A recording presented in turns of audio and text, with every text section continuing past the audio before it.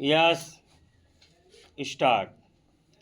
वैश्विक परिदृश्य में भारत तेजी से बढ़ती अर्थव्यवस्थाओं के रूप में उभर रहा है। बढ़ता उपभोक्ता बाजार, आर्थिक वृद्धि में इजाफा और तकनीकी प्रगति से देश विश्व की प्रमुख अर्थव्यवस्थाओं में सम्मिलित हो चुका है। भारत ने जापान को पीछे छोड़कर दुनिया की चौथी सबसे बड़ी अर्थव्यवस्था का स्थान हासिल कर लिया है और अब तीसरी सबसे बड़ी अर्थव्यवस्था बनने की ओर अग्रसर है।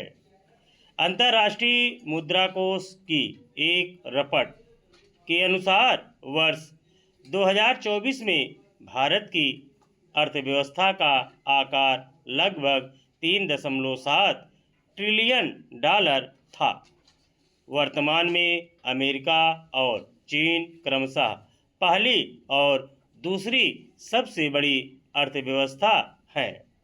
आर्थिक विशेषज्ञों और संस्थाओं के आकलन के अनुसार भारत वर्ष 2030 में जर्मनी को पीछे छोड़कर तीसरे स्थान पर पहुंच सकता है।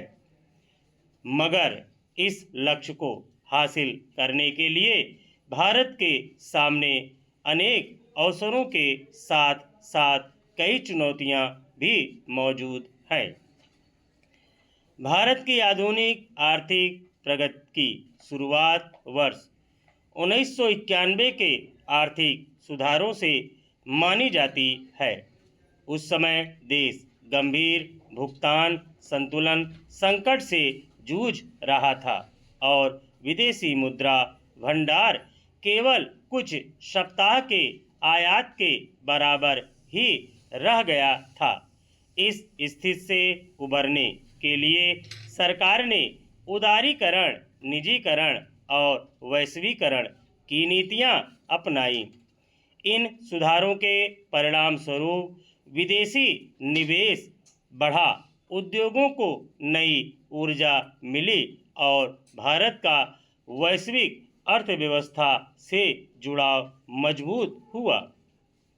अंतर्राष्ट्रीय मुद्रा कोष और विश्व बैंक के आंकड़ों के अनुसार वर्ष 1991 में भारत का सकल घरेलू उत्पाद लगभग 270 अरब डॉलर था, जो वर्ष 2000 में करीब 470 अरब डॉलर तक पहुंच गया।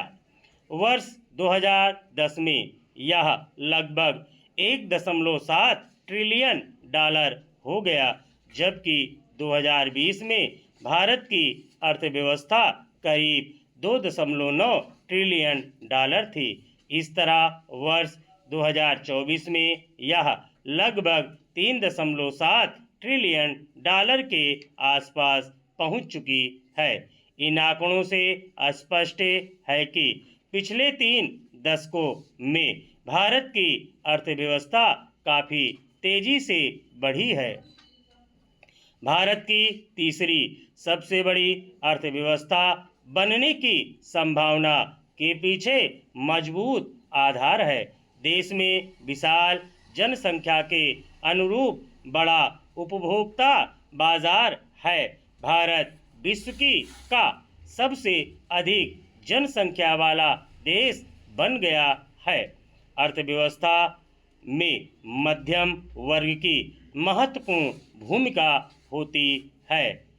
मैकेंजी ग्लोबल इंस्टीट्यूट की एक रपट के अनुसार भारत का मध्य वर्ग तेजी से बढ़ रहा है और अनुमान है कि वर्ष 2030 तक इस वर्ग की संख्या 50 करोड़ से अधिक हो सकती है।